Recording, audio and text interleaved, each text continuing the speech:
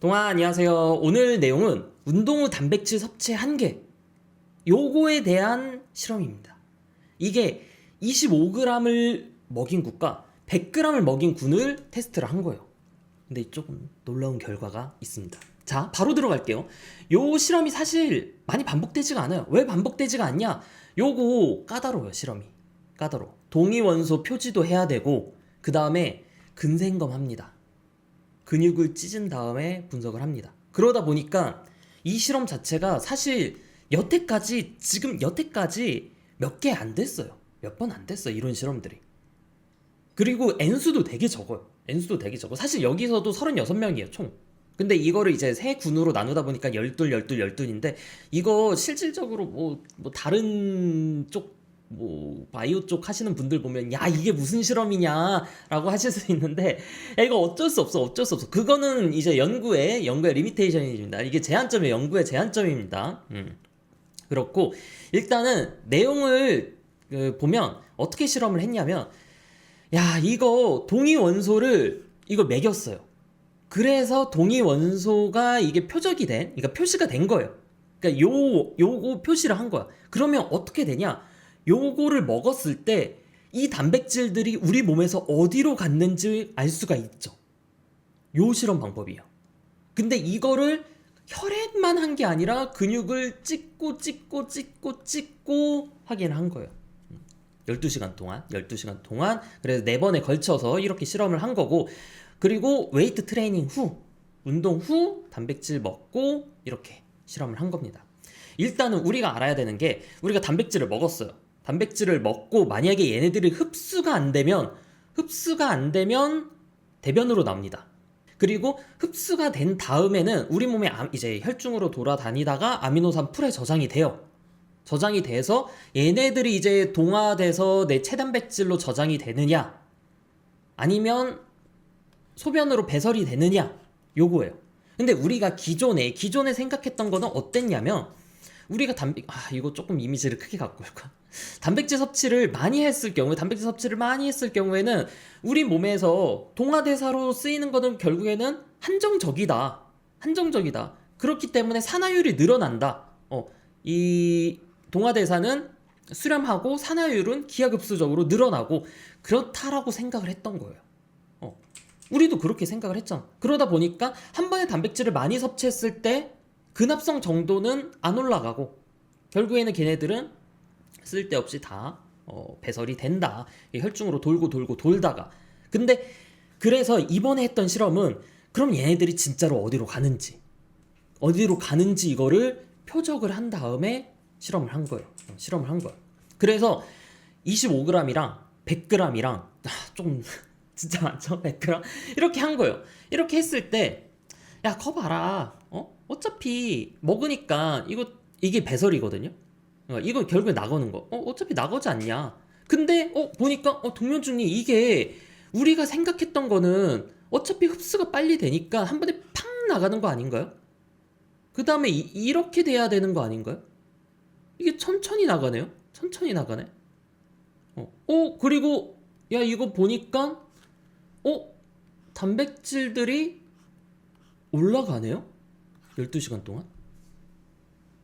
야 이거 전부 다 그러면 추적을 했을 때 어떻게 됐냐? 나은 것들 그 다음에 된 것들 내 근육에 들어간 것들이 실제로 어느 정도 되더라. 물론 이게 막 드라마틱하게 높은 건 아니었는데 얘네들이 우리가 기존에 생각했던 건 뭐예요? 기존에 생각했던 거는 야 이거 많이 먹으면 결국에는 그러니까 많이 먹으면 다 산화가 될 거다. 우리 다 산화가 될 거다라고 우리는 생각을 했던 거예요. 근데 여기서 얘기를 하는 건 뭐냐면 얘네들이 일단 우리 몸에 저장이 되고 그래서 계속 동화대사를 통해서 합성이 된다더라.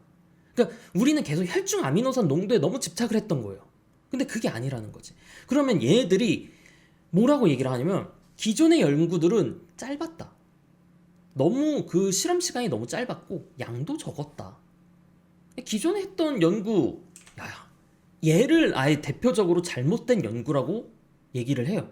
근데 야 이거 여러분들 이거 보신 적 아마 있을 것 같아요. 한 번쯤 보시지 않으셨을까 하는데, 야, 이게 근데 피인용 지수가, 얘네가 피인용 지수가 이게 1000이 넘던가? 아무튼 어마어마해요. 피인용 지수가.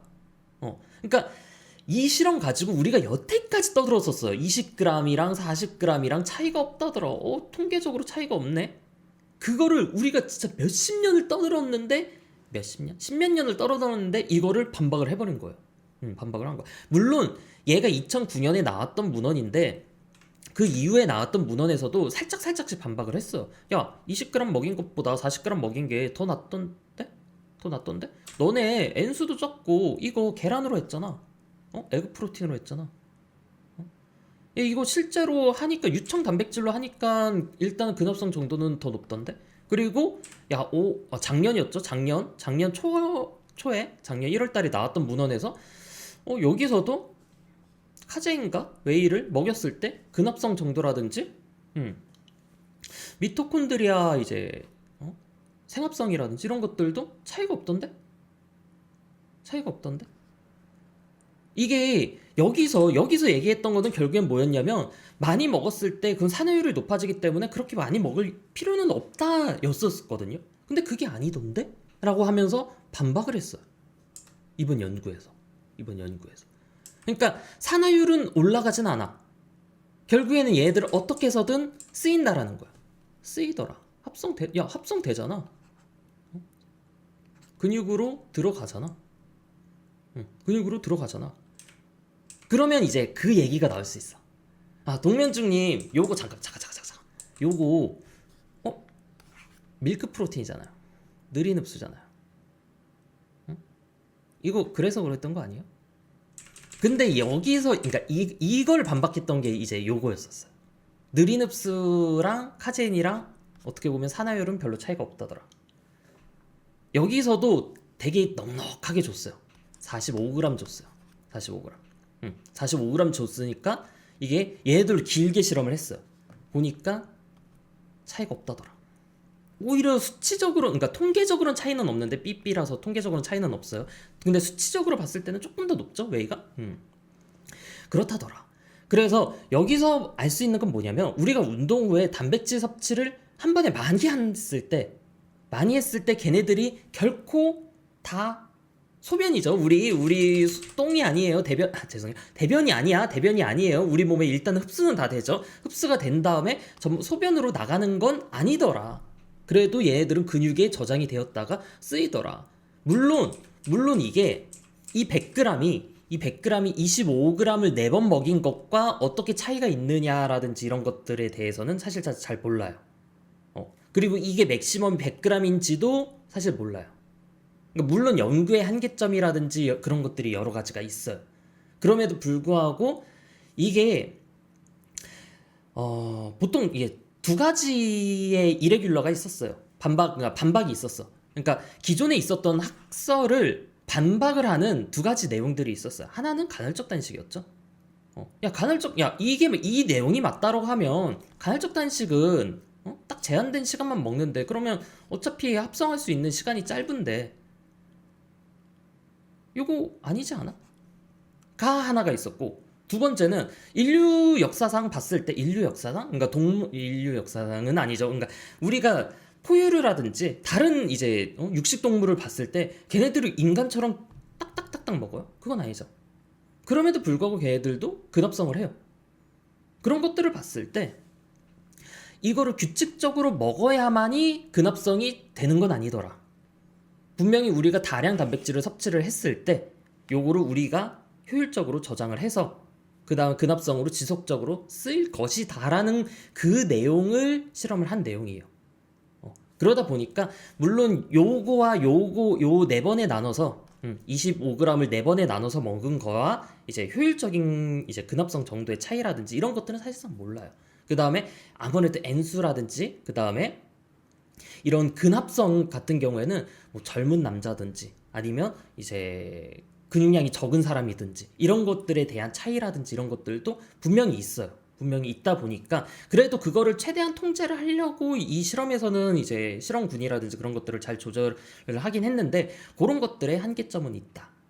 그래서 그래서 여러분들이 만약에 저녁에 운동을 했다라고 하면 좀 단백질을 넉넉하게 챙겨 드시는 것도 나쁘진 않다라고 생각을 합니다. 그래서 오늘 영상은 여기까지 들어가겠습니다. 똥빠.